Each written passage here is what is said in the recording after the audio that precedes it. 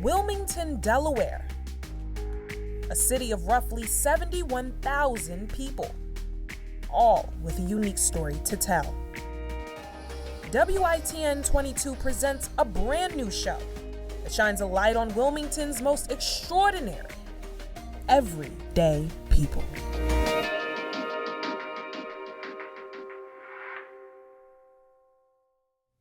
Welcome, everyone, and thank you for joining us for the very first episode of Everyday People. I'm your host, India Sage, and I'm very excited to start the new year with the opportunity to meet such extraordinary people and tell their amazing stories right here in the Grand Opera House Theater. I know I'm not alone when it comes to making life changes. Amongst millions of Americans, the new year is a symbol of a fresh start or new life changes. And as for one of our guests coming on today, he's going to share his brave story about overcoming such trauma.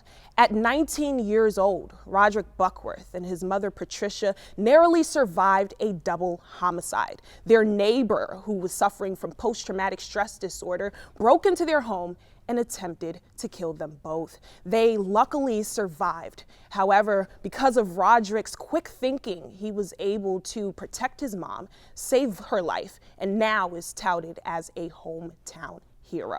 He took me back to the apartment complex where it all began and the moment where his life changed forever. Let's take a look. It's not a stranger to me being here because, like when my days get low, I come back and I sit and I think about the event, whether if it's raining, sunny outside, and I just sit out here and just think about everything that happened.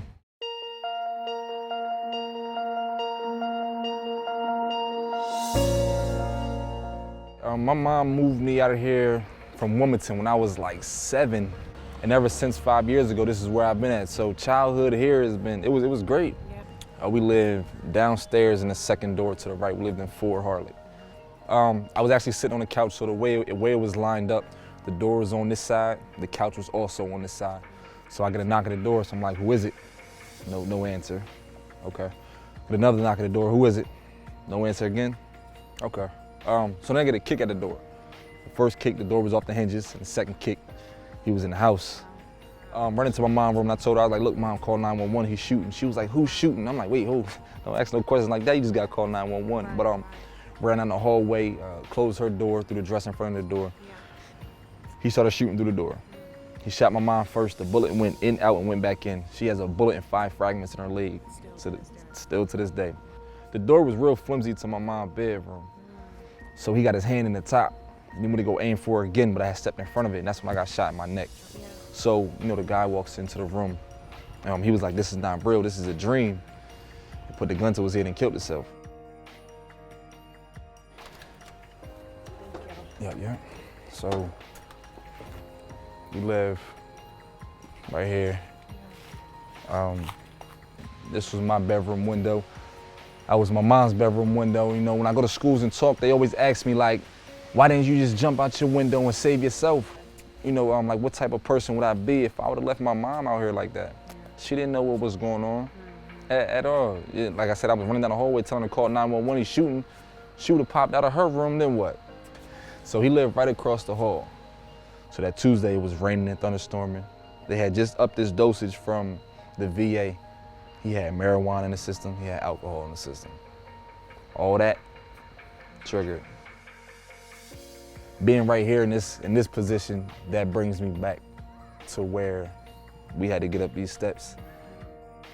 So we got up the steps, and the UPS guy was actually across the street. He was getting back in his truck and going to another stop. So we was actually yelling, we've been shot. Somebody called 911. UPS guy was right there. 2 teenagers was actually walking over here, and they actually came back. And I'm sitting here, I'm telling them, my mom, I'm like, Mom, I'm tired. I'm tired. Can I lay down? She was like, you can't lay down. You can't lay down, because she had the fear that I was gonna go. As soon as I laid down, it was over, because she knew I was gonna close my eyes. I was tired. I was so restless, man. Later, I found out that the bullet from my neck was a centimeter away from my main artery in my neck. And centimeter, that's slight. That's real close. But I can't do nothing but thank God every day that I'm here.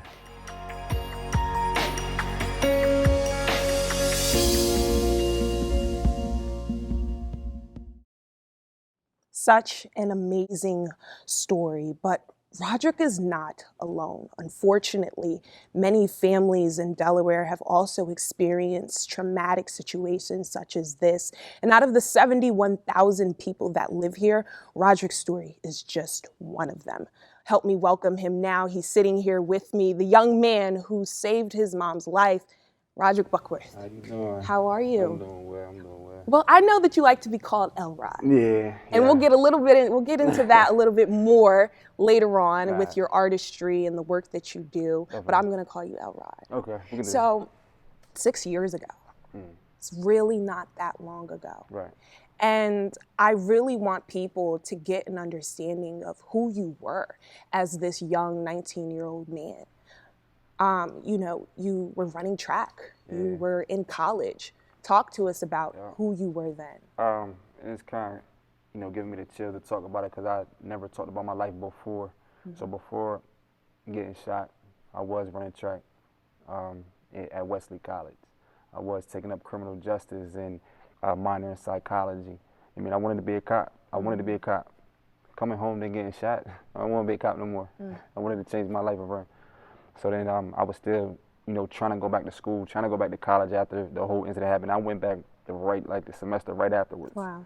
And tried to do it, but I was having flashbacks in class. Wow. So they were two different people, totally different people. And absolutely. I kind of missed the old guy.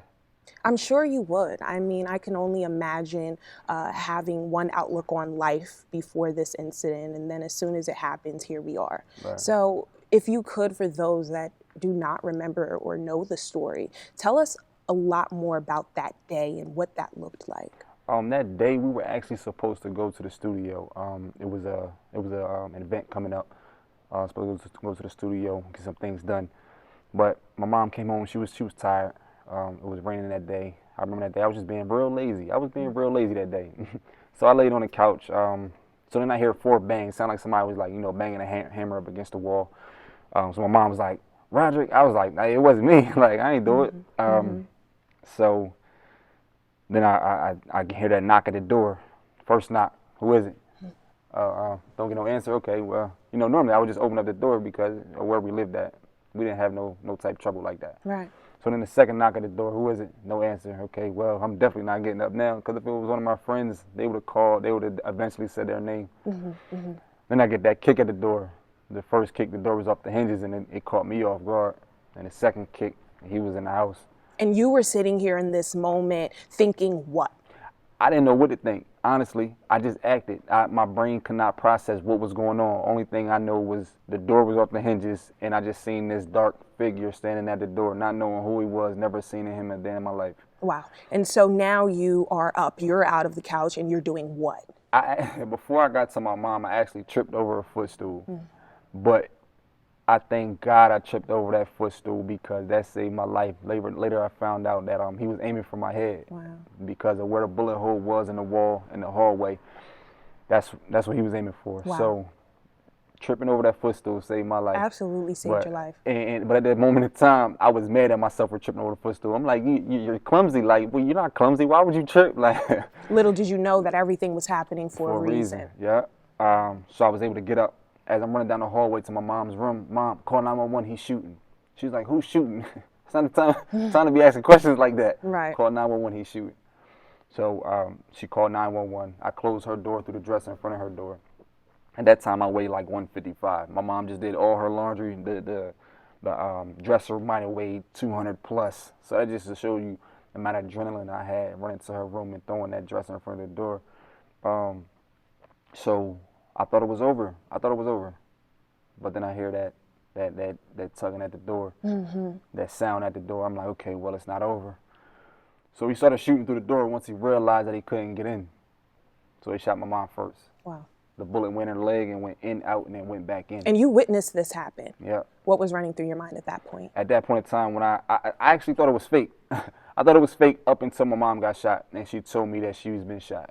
And she hit the ground. That was the worst scene in my life. That was the worst vision that I ever wanted to see. Worst words in a combination of a sentence I ever wanted to hear my mom say. Yeah. So I'm like, okay, well, this is real. So I kept the dress in front of the door. But the door was, like I said, it was flimsy. So he got his hand in the top, went to go aim for my mom again. I stepped in front of it, and that's when I got shot in my neck. This is the moment that everyone talks about as far as you saving her life. Right. You jumping in front of now this bullet that's coming for her. Right. When people say I jumped in front of it, they think like I'm diving in front of a bullet, like slow motion in the movies and everything. But I just seen where the gun was headed towards, and I just stepped over. That was the only right thing to do. I could never imagine my life without my mom. Now, a lot of people asked you when this happened, why not jump out the first window of, your home? Why not save yourself? Right. And what was the reasoning behind that? I could have got out the window if I wanted to, out of my bedroom window. I could have. But then my mom wouldn't know what was going on. The way it played out in my head, my mom wouldn't have been here. I'd have had to live with that every single day of my life, that I saved myself and did not save my mom. Because my thinking, men are protectors. I would rather go before my mom. You're amazing. You're amazing. I mean, even in this moment, a lot of people, again, would have thought to save themselves. Right. And you said the first person that is most important to me right now is the woman that gave birth to me. Right. So after seeing her hit the ground, you are now shot in the neck. What happens next? I tried to keep myself up, but I couldn't. I fell immediately. I tried to hold put pressure on my neck, but I couldn't lift my arm up for some reason. And I looked down and I realized I got shot in my wrist, but I don't remember getting shot in my wrist. I don't know if it was the adrenaline. I don't know. So it was like real blurry, real cloudy. So I'm thinking, okay, all right, this is it. This is how I'm gonna die. I'm about to die in this bathroom in this apartment. Wow. So the guy walks over to my mom with the gun and was like, this is not real. This is a dream. He put the gun to his head and he killed himself. Wow. So he actually didn't even realize that he was doing all of this. Right. He thought that this was a dream. Yeah. And as the moment that he puts the gun to his head, he shoots, he now drops to the ground. What do you and your mom do? He actually fell on top of my mom. Wow. The crazy part, he was like a 6'1", 6'2" guy. He was a real hefty guy, but I don't know how she did it. She's short. She's short. She got up. Everyone had strength in that moment. Yeah, everybody. So we actually got the energy and the strength to get up and get out. Walking down the hallway, trotting, running, whatever you want to call it, down the hallway. I was actually proud of my mom for getting up and getting out, because she got shot in her leg. I wouldn't be able to walk. I hop in one leg, man.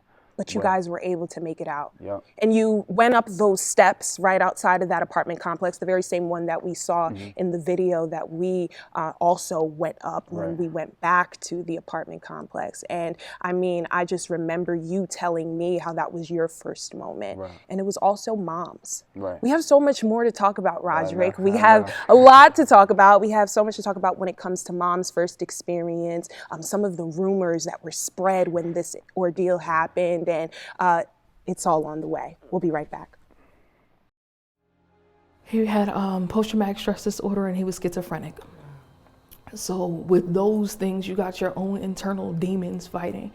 Coming up on Everyday People, Rodrick's mom joins us to reveal more about the gunman who nearly took her and her son's life. Stay tuned. We'll be right back.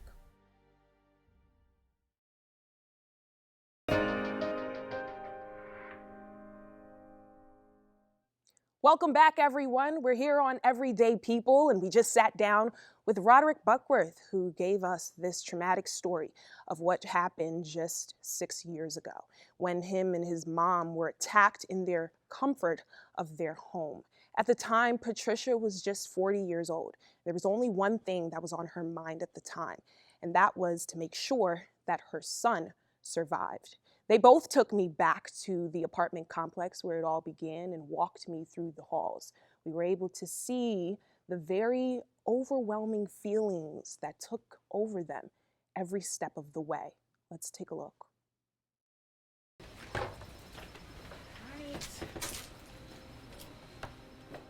I had only ever seen him actually like one other time when they were moving in. So I really didn't know who he was. We left out. him and his girlfriend met us right here in the door. I hadn't even actually stepped out into the hallway yet. And he was just, you were in there so loud. I think you were out there talking about me. And I'm like, I don't even know you. Right. He had post-traumatic stress disorder and he was schizophrenic. So with those things, you got your own internal demons fighting, because I actually saw the gun go from his waist up. I never looked up to see where it was going, but he ended up shooting himself and he landed on top of me. So after him shooting himself, that was just the beginning of it. I'm in front of him. I'm at the top of the stairs telling him to come on, because at the time, I didn't know if the shooter was dead or alive. Like I just knew that the energy, when he fell on top of me, the energy was just like gone. But mentally, it's like, you just don't know. You see the scary movies, people come back to life all the time. So, I'm telling him to come on because I don't know what's behind him. Right. He comes through the door. What was running through your mind at this point? Please don't kill my son. I felt like I was in a place in life where I had lived what I was supposed to do. I've always thought that my job is just to be his mom. And I was the only one that could be his mom. So at that point, I had already done that job. He has so much more to do. Every time I see that part, I get teary-eyed, because I can only imagine the feeling that overwhelmed this young mother who had so much more life to live, but again, could only think about saving her son. I'll tell you that a mother's love is one that cannot be explained. Here with us now on the couch, sitting next to her son, is Patricia Arith. Welcome. Thank you. Thank you so much for being courageous and coming on the show. Thank you, but I don't know that it's courage, but thank you. I think that it is, and I only say this because a lot of people, no matter how many years have went by, may never be ready to tell their story. And the strength that it takes from both of you to be able to do this is amazing. So yes, it is courage. So I want to know, first and foremost, you guys moved outside of Wilmington for what you say was this better life. Explain to me why you made that decision to move. Simply statistics. Statistics said that by 21, he would be dead. Sorry. That he would be dead or in jail. I couldn't have that, not for my son. Like I said in the piece, my job was just to be his mom, and I was going to be the very best that I could be for him. And it started there with moving. So, and a lot of people may not understand the depth of your relationship and why you guys are so close. So Rodrick, if you can, take me back to maybe your earliest memory of you and your mom and the relationship that you guys had, so we can really get an understanding of this bond. I mean, it's like the bond we have now, but it was just being shot made us closer.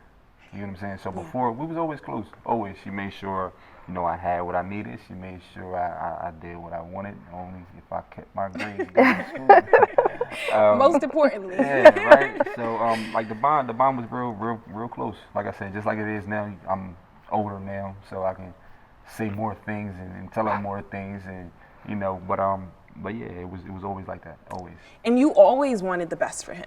absolutely. Even in this moment of fear and anxiety and all of these things going on, you just wanted the best for him. And simultaneously, he wanted the best for you. Mm-hmm.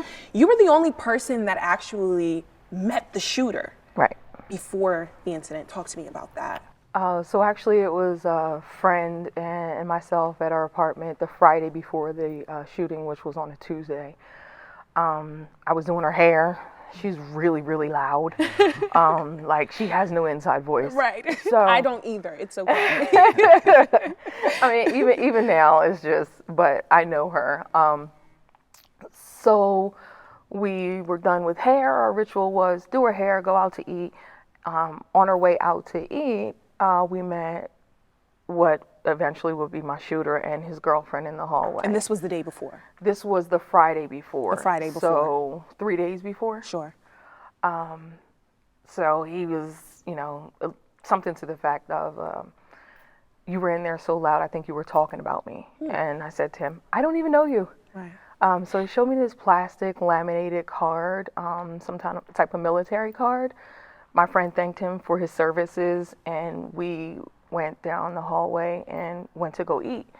But at dinner, like, we were hard pressed to think about what it was that we were actually talking about, to have him actually approach us. We were actually talking about Rodrick's birthday party. He had just turned 19 in May, and he was just like, I want to have this party, and I want to have a party. So we were just talking about his cookout. Yeah. So that was the conversation that he thought was about him. So in the midst of you planning a celebration, you're pondering on this strange moment that happened. You never interacted with this neighbor up until this point. Nope. And no one else within the apartment complex. I remember reading articles that said they didn't really interact with him either. That's correct. 3 days later, you are home. Mm-hmm. Talk to me about that moment. So I just remember the day. It was pouring down rain and thunder and lightning.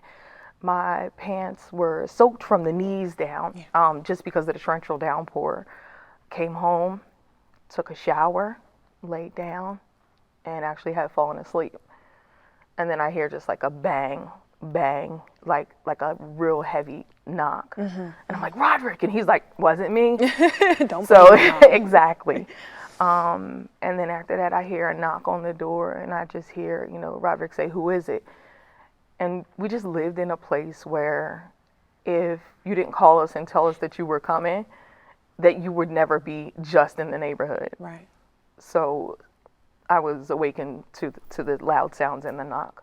And this is now the moment, Rodrick, where you are in the living room. You know what is going on. The shooter has now broken his way in, and you're running back to that back room. Now, he does recant the part where he says, you said, what's going on? He says, we don't have time to talk about this. And talk to me about that moment of that interaction between the both of you. What were you both doing? I had a robe on, so I'm getting dressed, and at the time, Rodrick says, call 911, he's shooting. And then that's when I'm like, who's shooting? And he's like, I'm old enough to know who it is. So in the middle of calling 911, I'm getting dressed. As Rodrick is just getting in the room, I'm like just getting dressed, and he's throwing the dresser in front of the door. And then after that, the series of events happened pretty quickly. You said you felt his energy leave his body as he fell on top of you right after saying, this is a dream. What did that moment feel like? It was very hard because I'm someone who believes in energy and very spiritual. So I just felt like his negative energy just kind of like oozed on me. But it also, there was a odd relief knowing that he was gone. Yeah. And that he could not come back. Yeah, yeah. And you were hoping that maybe this was the end of the moment. You guys found some type of strength to get up and make it out the door. You knocked on some neighbors' doors. Did anyone answer? Rodrick did. Yeah, I was banging on everybody's door downstairs, but ironically, nobody was home. Nobody was home that day. And my mom was just telling me, don't worry about knocking on the doors, we gotta go. We gotta get out. Yeah. That's all she was worried about. I was worried about, I need somebody outside to let us go to the hospital. That's what I need. And when you did get outside, eventually what happened? Who was out there? Who helped? It was a UPS guy. He just got done delivering a package, and he was about to pull off. And we waved him down. We was telling him to call 911. We've been shot. 2 teenagers was actually walking past, and they actually came back and made sure that we was good. I remember a young lady. She held me up to make sure I did not fall. I didn't pass out or anything like that. She made sure I was good. And you said you're still in contact with that young lady. Yep, I thank her every year. Every year on June 10th, I thank her every year. She tell me, oh, you don't have to thank. Look, listen, I'm gonna thank you every single year, because I mean, if you wasn't there, then that could have been another portion where I could have died. It definitely brought chills to my arms as I saw, and we both saw, a UPS truck as we were going up those very same steps where you guys went up.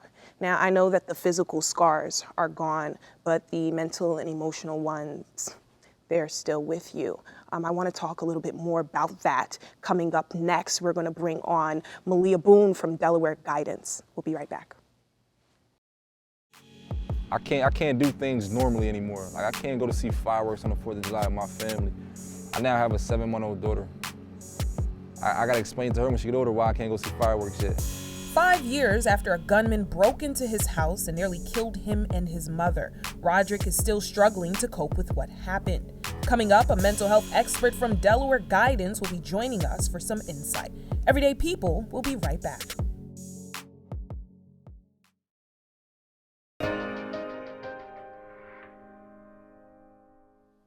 Welcome back to Everyday People. We're on the set with Rodrick Buckworth and his mom, who just walked off after we got the chance to talk to both of them about that incident that happened 6 years ago.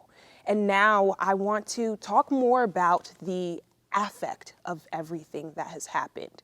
While Rodrick, your story is unique, this has happened to other individuals before and families. And I'm so glad that I have Malia Boone on from Delaware Guidance to speak more to the idea of mental health and how this can actually affect a family. So thank you so much for being on the show. Thank you for having me. Thank So you. talk to me a little bit about your background and specifically what you do to help families or individuals that have gone through similar things like this. Sure.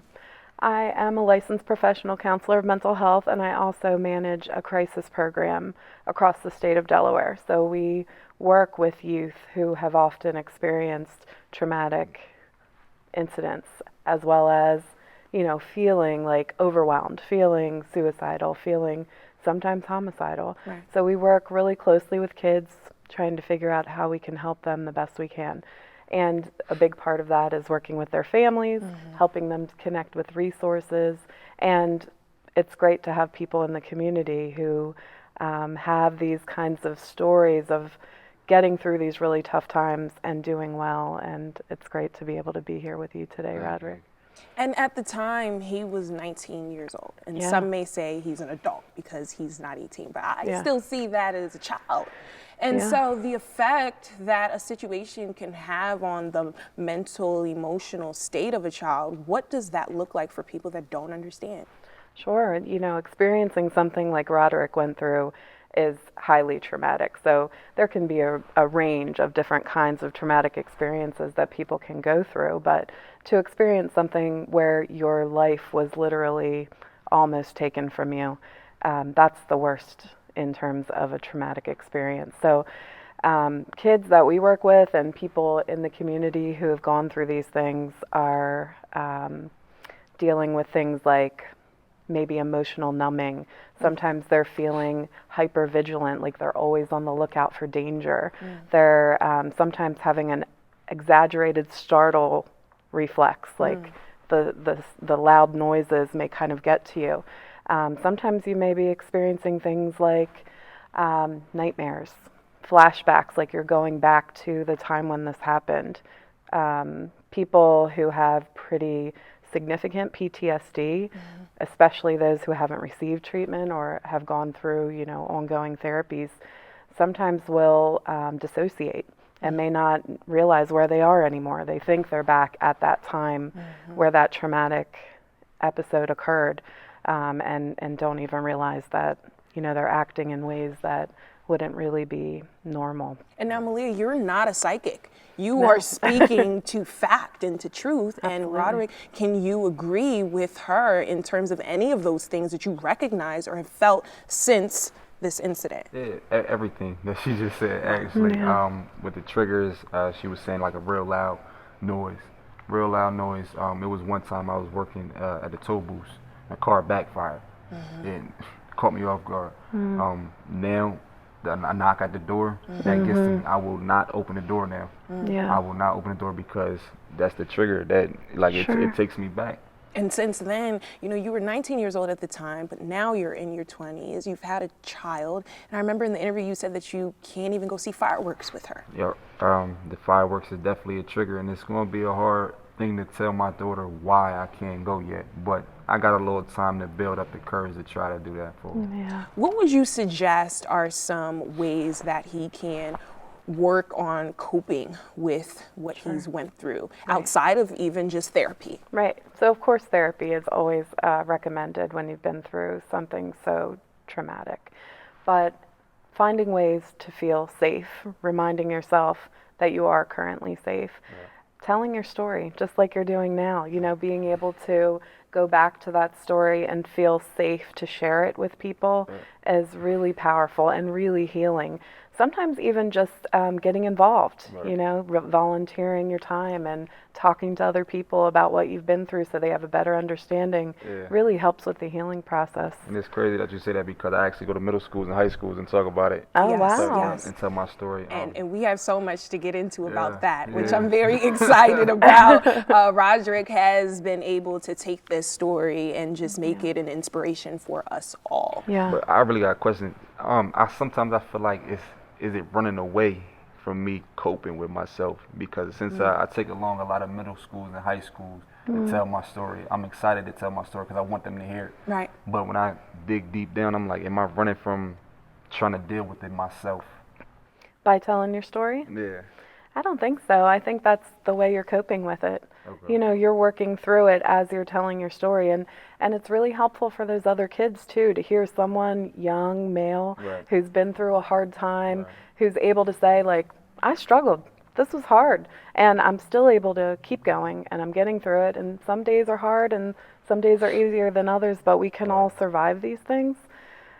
Definitely. And that's powerful. And he's definitely surviving, not just surviving, but thriving. Thank you so much, Malia, for coming on and sharing your perspective and also the work that you do with Delaware Guidance. I know, Rodrick, you know, you were definitely learned a lot from this segment just alone. I know I learned a lot, and I know our viewers will learn so much. So thank you again.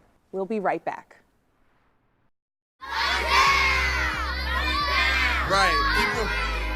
Coming up, Rodrick has turned his traumatic experience into an opportunity to send an important message to the youth in Wilmington. Stick around to find out more. Everyday People will be right back.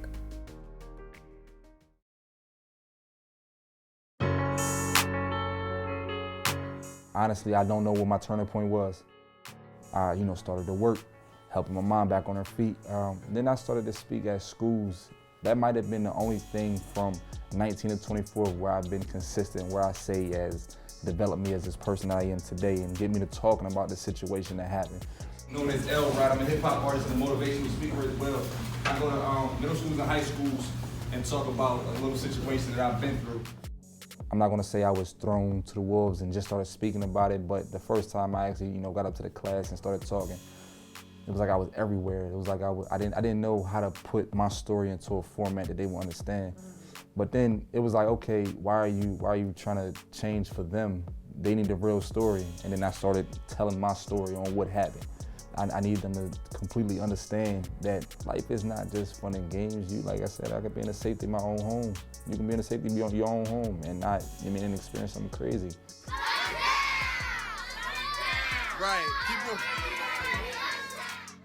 That has gave me a balance from 19 to 24. A lot happened between, I got an award from the NAACP, the Hero Award for saving my mom, but I never thought about it as saving my mom. Never. It's my mom. I love her. I did what I had to do. Never thought about it as being a hero. Guns down! Guns down! Not another body hitting the ground! Guns down! Guns down! Not another body hitting the ground!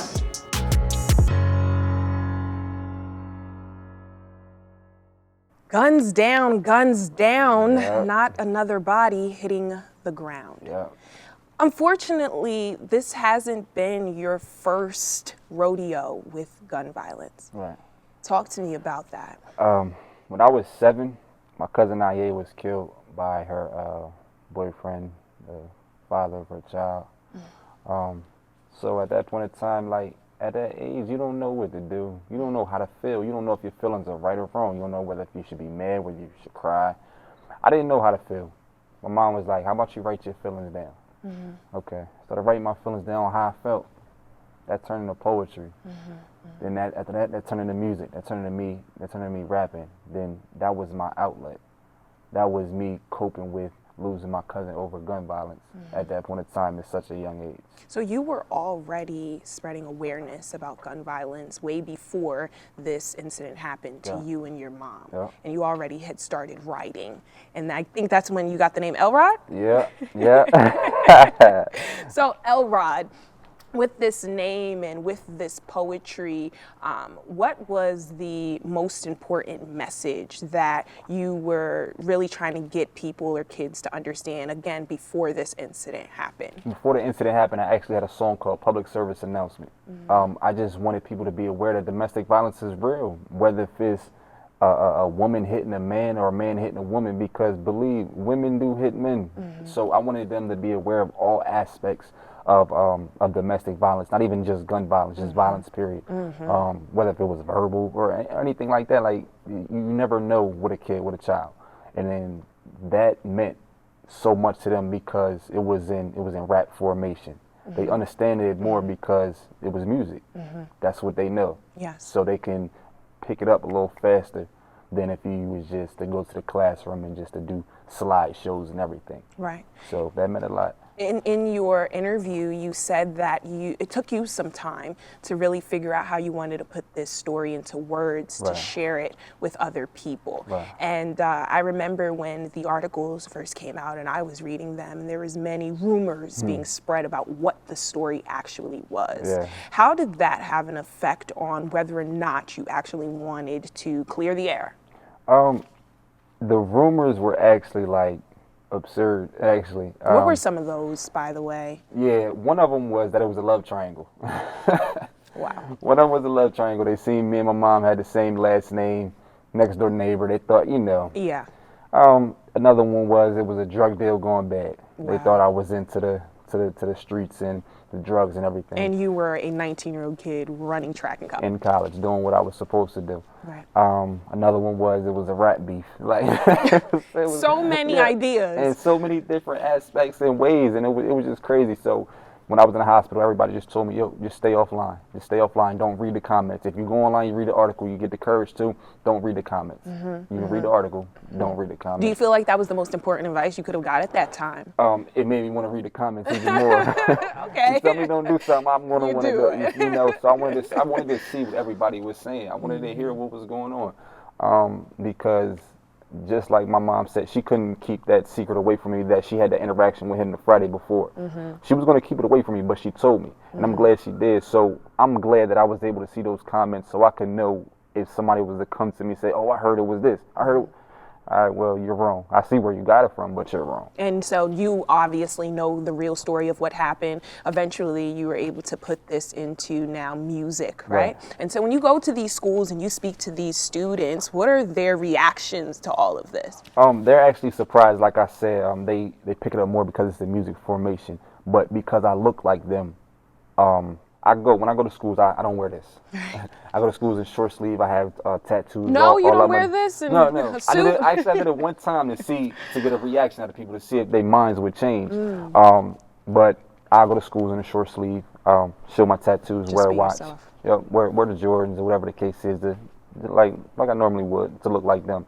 And they understand because, like I said, I look just like them. Right. I was raised in the same area that they was raised in, and it happened to me. And I wasn't even in Wilmington. I was out in Newark. Right. And then my message to them is just imagine if you was out doing some nonsense and being somewhere you wasn't supposed to be. I was in the safety of my own home. You actually want to take the risk to be out there and possibly get shot and not make it home. And there's so many aspects to gun violence. And Right. again, like you talked about earlier, was the domestic violence. In your situation, we talked about, a specific potential homicide. Right. And now you're talking about more so person-to-person violence. Right. So What is the biggest takeaway that you want people to take from this situation and what happened to you? I just want them to open their eyes. I want them to know that they can be themselves. They don't have to fit in with the wrong crowd. I'm a cool guy. I'm with the wrong crowd. That don't make you cool. Being yourself and doing what you gotta do, creating your own lane. That's what make you you. If you want to be in that crowd, fine. That's how you feel as though that's how you gonna get around in life. That's cool, but you just gotta think and you gotta know. So I want them to be themselves. If they want to go to college, go to college. There's nothing wrong with going to college at all. There's nothing wrong with being a straight A student. There's nothing wrong with doing the right thing. So that's what I want every student to take out of it. Has there ever been a student who's confided in you about their personal life at home, maybe some of the things that they're going through that you can relate to and give advice to them? Actually, at the end of every single class, auditorium gig I do, I give them my Instagram to let them know if you can't go to your mom or your dad or anybody at home to talk to, if you can't go to your teachers, I will be there, because I wish I would have had someone like me to be there for me if I had someone to talk to, if I needed someone to talk to. So I had plenty of messages of what was going on home, and I had to be that person I told them I was going to be. And you are definitely doing that. You're not alone in this fight, Rodrick. We also have others that are fighting to make sure that children do not have to deal with these traumatic experiences, and if they do, finding ways to help them heal. Coming up next, we'll speak to a superintendent who's going to give us more information about what his school district is doing to help. We'll be right back.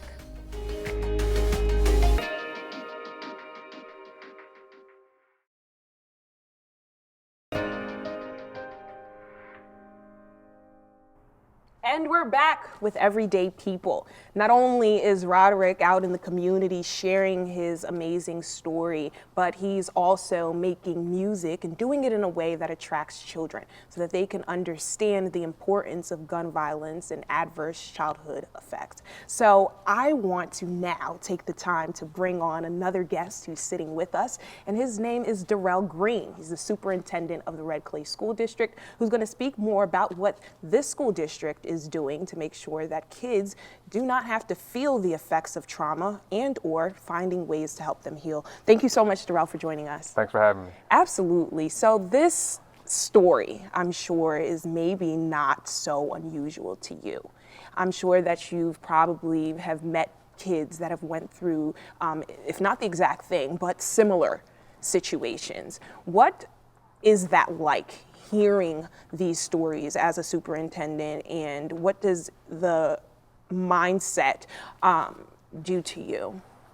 So first, I want to thank Rodrick, Elrod, for being able to tell his story, because it is one of resilience. And so whenever our children, our communities experience trauma, traumatic experiences, most often, as we heard, it's difficult to tell that story. So every time he tells it, he's actually reliving it. So for him to be resilient enough to share his experiences and open himself up to reliving that is one of redemption, and it's a powerful story to tell. So that's ultimately what we want to do with our children. So we look through it through the lens of adverse childhood experiences. We know that what we experience in our childhood ultimately impacts us as adults. So how do we help our students? How do we help our families? How do we help our community kind of heal? Regardless of what that trauma that they may experience, we do know, as we serve city of Wilmington predominantly, we're experiencing a lot of adverse trauma as a result of community violence, gun violence, and it's coming too frequent and routine. And too often we become numb to that. And so how do we actually allow ourselves to feel in order to heal? And so we work with our staff members, we work with our leadership within our buildings to first have the awareness of the impacts of trauma. And going from that awareness stage to really being sensitive to it, understanding that behavior is a form of communication. So when our students come to school, they may act out in ways that as a result of the trauma that they're experiencing. And rather than for us to be punitive and suspend, how do we look at restorative practices, being sensitive to that trauma and responding in an appropriate way.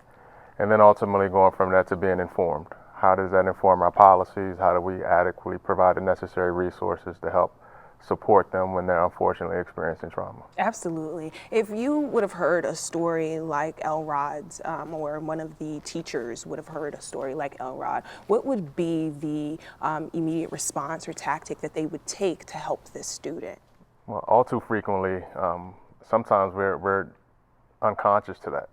and it comes to school, or it may manifest itself in the student acting out, or a student might be displaying behavior that doesn't fit the norm or the expectation that we set. So, you know, through our work and really understanding some of the activities is the brain architecture game, for example, so that our staff members truly understand the impact of trauma on the developing brain in terms of what behaviors manifest itself.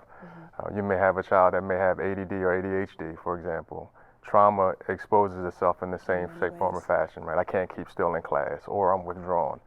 So really understanding the signs and symptoms and really being able to foster that relationship, and I think that's the most important thing that we do, is really understanding that you have to have a relationship with each and every child to understand what they're going through. And once you have that understanding, then we know how to appropriately respond. Absolutely. Governor John Carney, he signed this executive order in 2018. However, was this a large issue in the Red Clay School District prior to him signing this? Yeah, so fortunate enough, I actually was working with the state. During that time, I was working with the Delaware Department of Education and really helping Delaware become a trauma-informed state. And so it disproportionately impacts Red Clay and our neighboring school districts and our community as a whole. As Elrod indicated, you know, his mom took him out of Wilmington to have a better life, but this situation unfortunately struck them in a peaceful, what was perceived to be a peaceful place. So you really can't predict where trauma is going to happen. You know, whether it's the opioid epidemic, whether it's the war on drugs, we're seeing that it's disproportionately happening across our state. So for the governor to have the foresight to sign the executive order to really put pen to paper, but more importantly, put his agenda to process to be able to help provide resources to help our communities heal through the necessary supports and services that they need, definitely disproportionately impacts Red Clay. You know, Rodrick was telling me earlier on the show how when he goes to the schools, they really favor to him because of what he looks like. Right. And so is there a reason behind that? Is there a specific demographic of people that are maybe going through such issues and that's also not being addressed? Well, you can see the trends with poverty. You know, communities that have high rates of poverty, you see them disproportionately impacted by high rates of community violence. I mean, we deal with it on a daily basis now, unfortunately, in many of our schools. And so they likely relate to Rodrick because, you know, I'm gray-haired and I'm an OG, so they don't necessarily think that, you know, the generations who have come before them can actually relate to their current lived experience. So he has that ability to connect with them in a way that, unfortunately, I may not be able to, but I think that's the importance of us creating a bond in a relationship so that he can reach spaces that I unfortunately can't. Right. And I can in turn help provide him with avenues to get resources to continue to tell his story. So I would love the opportunity in my role as superintendent to give him a platform to speak to a lot of our youth who unfortunately are experiencing that trauma on a day-to-day basis, to let him know that there is a story of hope. Wow, wow, wow. Now, Elrod, I do remember you speaking with our producers and we asked you what would be one thing that could really help in your endeavors, and one of those things was that you wanted to be able to speak and really get your message out. And so Darrell has been open to making that happen, and I think a further conversation will happen later, but very, very excited to see that happen. Definitely. So again, and I'm one who grew up in a community that was stricken by community violence, and so we often look at those who are the generation right before us. Yes. And you know, a lot of times when your parents or your grandparents tell you stuff, you become like, yeah, that's what you're supposed to do.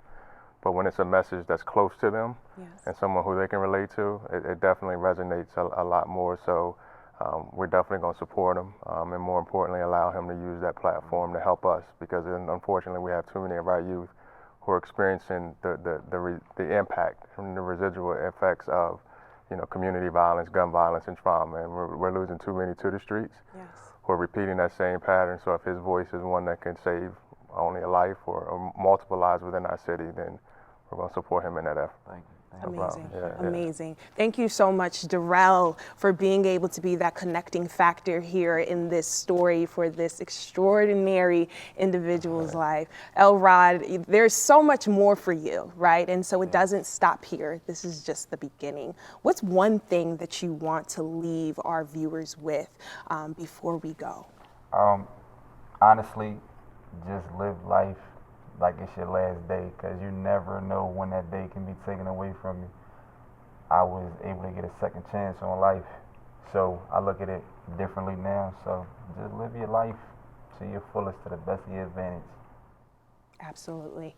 We have one more segment here on Everyday People. Next up, we're going to be joined by a beautiful performance by Melissa Monago. Coming up next. Baby, I could use some help, 'cause I lost a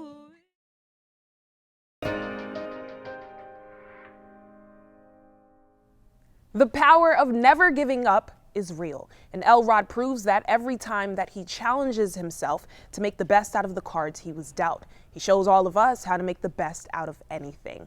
Closing us out is Melissa Monago of June Divided, playing their stripped-down version of their latest EP, title track Body Wars. Thank you guys for watching. Until next time, I'm your host, India Sage, and I'll see you guys back here on Everyday People.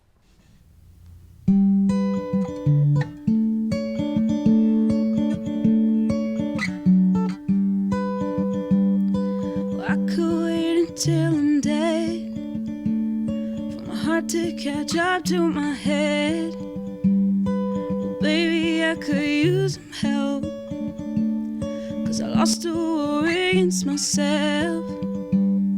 'Cause every time I see your face, battle wages on for days.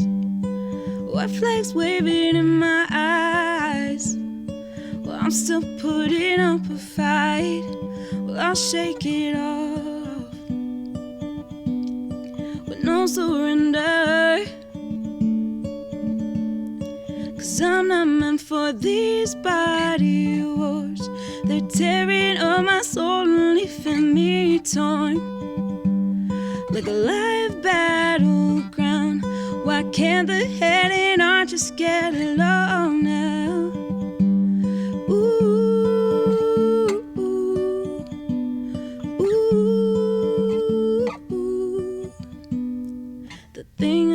I didn't know is that winning means I let you go.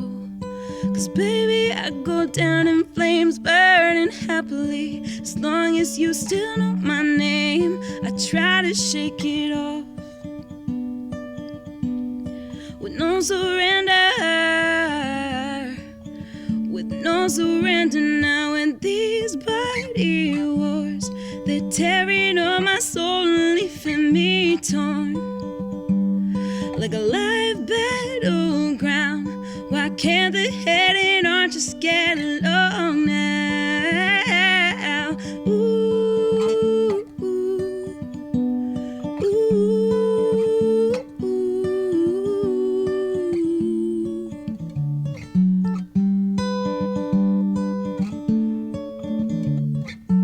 These body wars, they're tearing up my soul and leaving me torn like a live battleground. Why can't the head and heart just get along now? Oh, oh, these body wars, they're tearing up my soul and leaving me torn like a live battleground. Why can't the head and heart just get along now?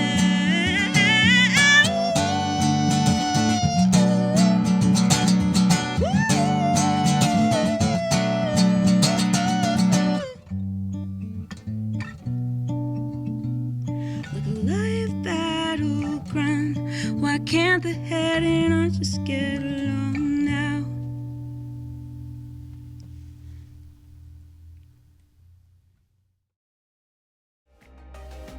Do you have an extraordinary story to tell? We want to hear it. Please email us at bookings.everydaypeople@gmail.com. You could be our next featured guest on Everyday People. Everyday People is a production of WITN 22, filmed at the historic Grand Opera House. For more information about live shows at the Grand, please visit www.thegrandwilmington.org.